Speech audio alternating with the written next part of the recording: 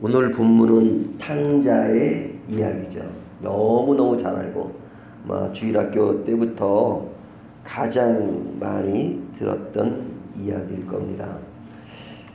근데 이 탕자의 비유에서 가장 명확하게 보여주는 것은 뭐냐? 하나님은 누구신가 하는 거죠.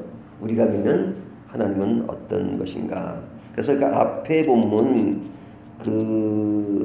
71마리의 양 그리고 한 드라크마 이야기를 통해서 하나님은 우리를 찾으시는 하나님이시다. 잃은 양을 찾으시는 하나님, 또 한 드라크마를 찾으시는 하나님, 그 문맥에서 지금 이어지는 겁니다. 근데 이 본문에서도 찾으시는 하나님인데 좀 말을 달리 표현하면 집 나간 아들을 기다리시는 하나님, 아버지 이렇게 표현할 수 있죠. 집을 나갔습니다. 그 아들을 기다리시는 아버지입니다. 근데 이제 이 집을 나간 아들의 모습을 조금 이렇게 살펴보면 이 아들은 독립을 원했죠. 독립이 뭡니까? 이제 부모를 떠나는 거잖아요. 왜 떠나느냐? 그 부모 밑에 있으면 참 편하고 많은 혜택을 받고 또 많은 사랑을 받음에도 불구하고 그냥 혼자의 길을 혼자 가겠다는 거죠. 좋은 의미로 가겠다는 것이 아니라 아버지 품을 떠나서 내 마음대로 하겠다는 거죠. 내 마음대로. 그러니까 이 목적이 뭐냐면 그냥 그 독립적으로 내가 더 그 좋은 일을 하겠다 이것도 아닙니다. 또 그 나의 어떤 독립된 생활 가운데서 그 아버지의 뜻과 마음을 따라 더 좋은 일을 하겠다는 것이 아니라 여기서 말하는 독립은 그냥 아버지의 간섭 없이 내 마음대로 내가 좋아하는 것을 마음대로 하겠다는 의도죠. 그러기 위해서는 뭐가 필요해요? 돈이 필요하잖아요. 그러니까 돈을 좀 달라. 돈을 달라는 것이 아니라 아버지의 아들이면 당연히 재산을 물려받을 어떤 범위가 있다. 그러니까 그 내 몫을 달라 해가지고 달라고 합니다. 그러니까 그 재산을 나눠주죠. 근데 작은 아들에게만 나눠주는 것이 아니라 큰 아들에게도 나눠줍니다. 그래서 12절에 보면 내게 주소서 하는지라 아버지께서 그 살림을 각각 나눠 주었더니, 그러니까 이게 작은 아들만 준 건 아니에요. 큰 아들도 줬어요. 근데 이제 내일 본문에 보면 이제 큰 아들에 대한 이야기를 하는데, 자, 이 아들이 그 재산을 받아서 어디로 갔느냐? 여기 보면 먼 나라로 가서, 먼 나라. 그러니까 그 나라가 아니고 먼 나라로 갔습니다. 거기 가서 어떻게 지냈느냐? 허랑방탕하여 그 재산을 낭비하였더니, 그러니까 그 재산을 아주 그릇되게 사용한 것이죠. 근데 이제 그렇게 사용하다가 뭐 재산이 얼마나 되는지는 모르지만 많이 낭비를 한 겁니다. 그러니까 그 있는 것을 가지고 사업을 해서 잘 모으는 그런 것이 아니고 그냥 마음 놓고 쓰기만 한 거죠. 그래서 여기 표현은 허랑방탕하여 그 재산을 낭비했다 이렇게 말하잖아요. 그러니까 낭비한 이후에 어떤 일이 벌어졌느냐? 그 나라에 크게 흉년이 들어 그가 비로소 궁핍한지라. 그러니까 돈을 다 탕진하고 그 다음에 이제 뭐 수중에 가진 것이 없는 거죠. 그래서 어떻게 됐느냐? 거기 살려고 하니까 어떻게 해요? 어떤 집에 머슴으로 간 거죠, 말하자면. 근데 그 머슴으로 뭘 하게 됐느냐? 돼지를 치게 하였는데, 그죠? 돼지를 치게 했다. 돼지를 치었다는 게 뭡니까? 이스라엘 사람들은 돼지를 키우지 않습니다. 왜 키우지 않냐면 이 돼지는 부정한 동물로 생각한 거잖아요. 부정한 동물로. 그러니까 돼지고기를 지금도 먹지 않아요. 부정한 동물로 생각하니까 먹지 않아요. 그러니까 돼지를 먹지 않는 나라이기 때문에 돼지를 치지 않죠. 뭐 돼지를 키워가지고 뭐 사용할 데가 없어요. 우리나라 같은 경우는 이제 돼지가 많이 필요하죠. 이 삼겹살 얼마나 좋아요. 근데 이 나라는 뭐 돼지를 먹질 않으니까 키울 필요도 없는 거죠. 근데 여기서 돼지를 키웠다 하는 것은 그가 지금 자기 나라에 있지 않고 다른 나라에 갔다는 얘기를 하는 거죠. 그러니까 이 자기 나라 안에서 아버지 밑에 있는 것이 아니고 그 나라마저 떠나서 다른 곳에 있는 거죠. 그러니까 그 당시 사전으로 보면 이들이 어떤 그 부정한 동물이라고 생각하는 그곳에 있을 정도로 어떤 그 하나님의 나라의 그 믿음 이런 것을 떠나 있는 그런 것들을 그 간접적으로 표현해 주잖아요. 이게 돼지를 치고 돼지를 치는 곳에서 지엄 열매로 배를 채우고자 하네. 그러니까 돼지가 먹는 음식을 먹고 살게 되었다 이거죠. 그러니까 그의 생활이 굉장히 낮은 곳까지 떨어져 있는 거죠. 그러니까 그때서 뭘 깨달아요? 17절 이에 스스로 돌이켜 이르되 내 아버지에게는 양식이 풍족한 품꾼이 얼마나 많은가 나는 여기서 주려 죽는구나. 그래서 나의 상태가 어떤 상태인지 아버지 밑에 있을 때는 그렇게 좋았는데 지금은 내가 진짜 힘들구나. 그냥 아버지 밑에 있을 때가 얼마나 좋았다는 것을 깨달은 거죠.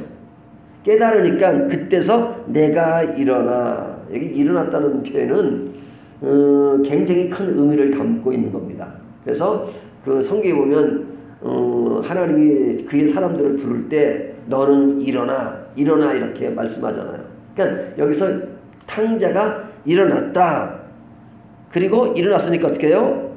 행동을 한 거죠. 아버지께 가서 이르기를 이제 아버지께 나간 겁니다.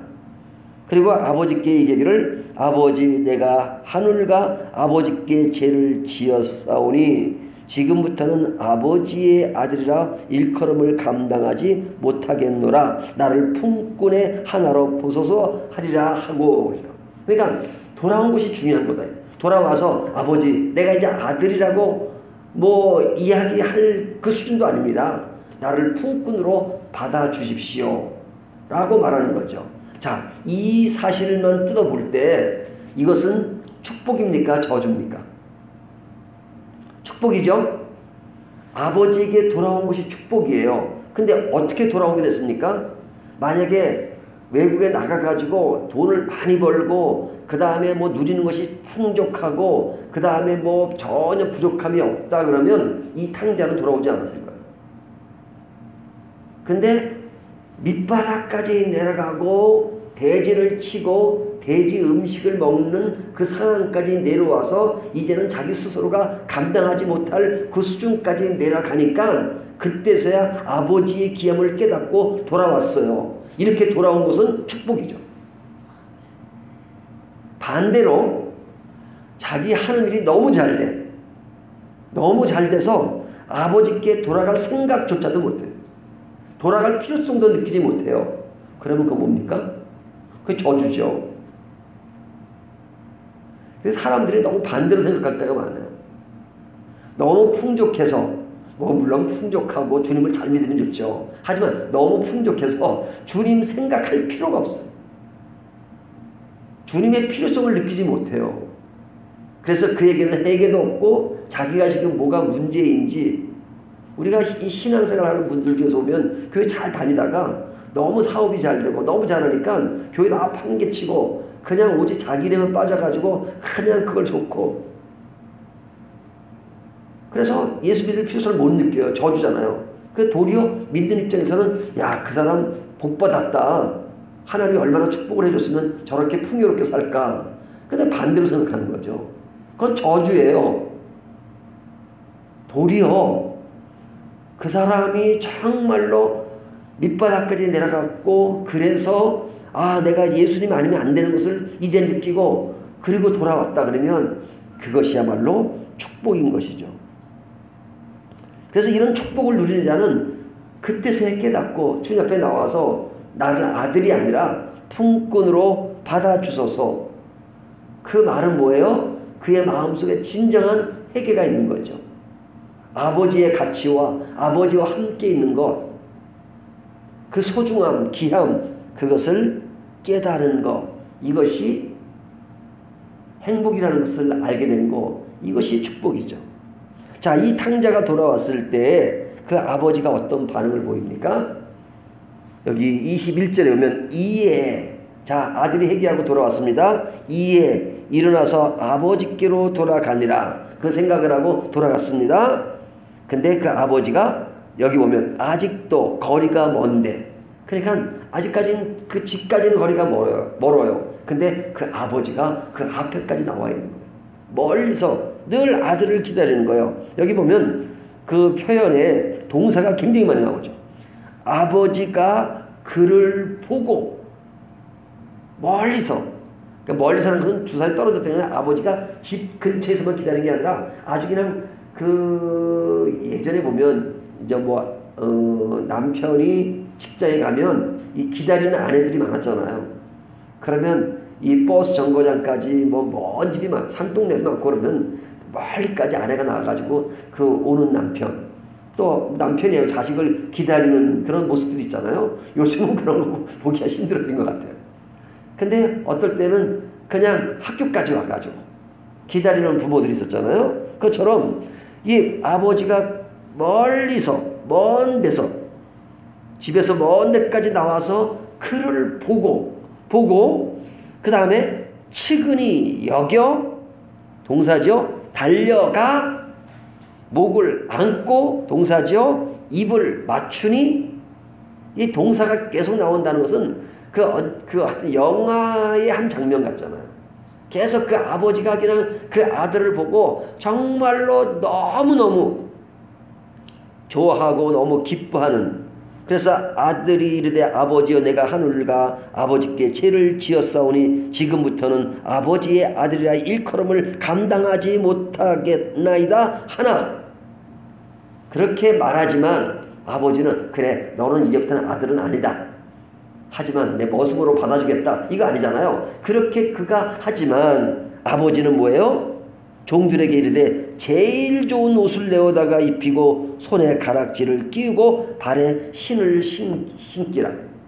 이게 뭐예요? 이 옷을 입히라는 것은 그 당시는 신분을 옷으로 표현했잖아요. 오늘날은 그런 것이 없지만 지금도 그런 나라들이 있습니다. 신분상 옷이 달라요. 근데 이 당시는 그 옷은 신분을 상징하는 거 있잖아요. 그러니까 이게 뭐예요? 나를 아들로 받아주지 마십시오, 머슴으로 받아주십시오. 하지만 아버지는 그렇지 않죠. 너는 여전히 내 아들이다 이거죠. 얼마나 귀한 아들인데 너를 잃어서 너무너무 내 마음이 슬프고 괴로웠는데 네가 돌아왔는데 네가 머슴은 무슨 머슴, 내 아들이지. 그래서 그의 종들에게 말하기를 그에게 옷을 입히라, 신을 가지고 와라, 그리고 가락지를 끼워라. 이 가락지 권위의 상징이잖아요. 아들의 권위의 상징. 그리고 옷을 입히라. 그는 여전히 아들이라고 인정하시는 거죠. 그의 신분을 회복시켜 주세요. 네가 먼 나라에서는 지엄 열매를 먹고 돼지가 먹는 것을 먹었을지언정 그건 그때 그랬고 나는 여전히 너를 사랑한다. 그리고 너는 내 아들이다. 그리고 뭐라 그래요? 살찐 송아지를 끌어다가 잡으라. 우리가 먹고 즐기자. 여기 먹고 즐기자, 잔치하잖아요. 근데 이 잔치라고 하는 것은 돈이 많이 드는 거죠. 그렇죠? 교회도 행사하고 어떤 행사에서는 돈이 많이 들잖아요. 근데 이 돈이 든다는 얘기를 왜 하냐면 앞에 보면 여기 그 목자가 99 양을 놔두고 한 마리 양을 찾으러 가잖아요. 그럼 한 마리 양을 찾았어요. 그 기쁨을 가지고 어떻게 했습니까? 사람들과 함께 기뻐하고, 그리고 그 사람들과 함께 즐기자 하잖아. 찾은 양 때문에 즐기자. 잔치라는 거죠, 말하자면. 또 한 드라크마를 찾았어요. 그 드라크마라는 것은 동전 하나에 불과해요. 가치로 따지면 지극히 적은 액수죠. 근데 그걸 찾아서 친구들과 야, 나 이 돈 찾았으니까 우리 진짜 내가 한 통 낼게. 그리고 한 통을 냈습니다. 또 목자가 한 마리 양을 찾아가지고 한 통을 내고 잔치를 했어요. 그러면 잃은 양보다 잔치한 비용이 더 드는 거죠. 그렇지 않아요? 계산적으로 따지면 찾으면 돈이 더 들었는데 안 찾으면 이렇게 생각하죠. 계산적으로만 보면. 하지만 목자는 계산을 하는 게 아니에요.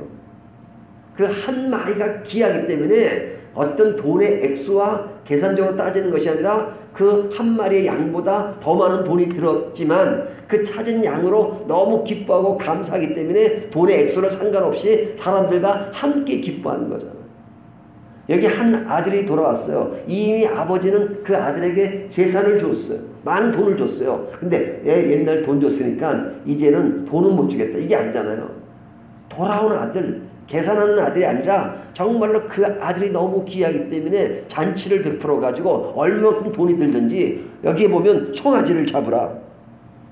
살찐 송아지를 잡으라. 이런 마음이 누구의 마음입니까?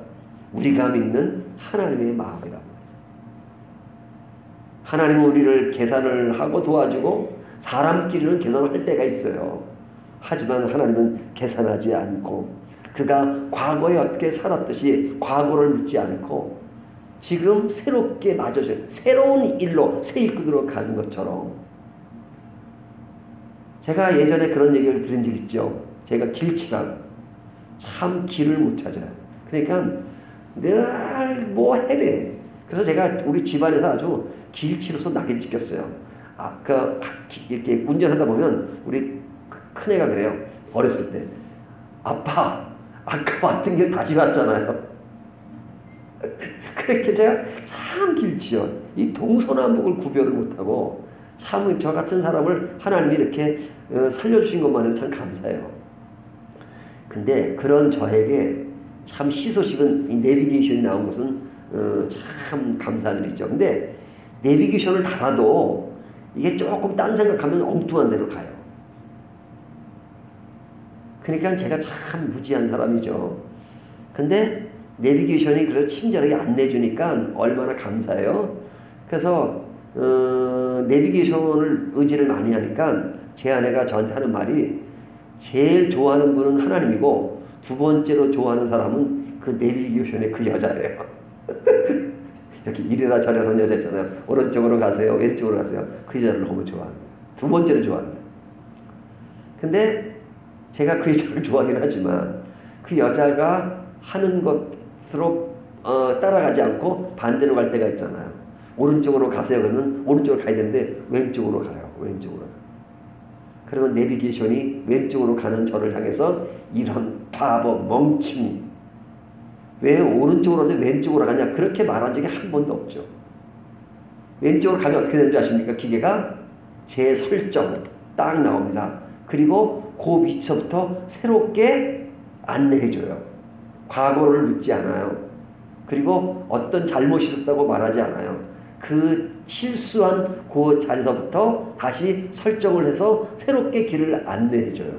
제가 그것을 볼 때마다 늘 느끼는 게 뭐냐면 야, 이런 모습이 하나님의 마음이다. 하나님이 내가 잘못하고 내가 지금까지 그릇된 길을 온 때가 한두 번이 아니겠죠. 그럴 때마다 너는 과거에 무엇이 있었지, 과거에 이런 잘못이 있었지 그렇게 추궁하시는 하나님이 아니라 그 자리에 서서 다시 마치 과거가 없었던 것처럼 전에 아무 일이 없었던 것처럼 다시 인도해 주시고 다시 다가오시는 주님.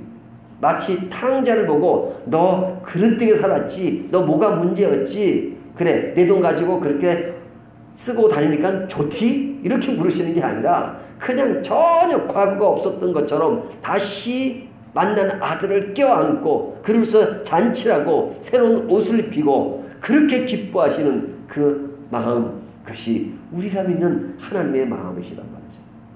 그런 하나님이 계시니까 우리가 얼마나 행복한 사람들입니까? 얼마나 기쁜 사람입니까? 돌아온 나를 맞아주시는 하나님. 그렇기 때문에 우리가 늘 그분 앞에 잘난 척하는 것이 아니라 늘 돌아와서 그분을 생각하고 그분을 알고 그분의 가치를 알고 늘 기뻐하는 삶. 그것이 성도가 가지는 가장 큰 아름다운 마음이 아니겠습니까? 오늘 이 말씀을 통해서 우리가 하나님의 마음을 더욱더 생각하고 진짜 아버지의 품을 떠날 때 우리는 정말로 비참하다는 것을 다시 생각하면서 늘 그분 안에 거하며 기뻐하고 감사하는 저와 여러분이 되시기를 주님의 이름으로 축원합니다.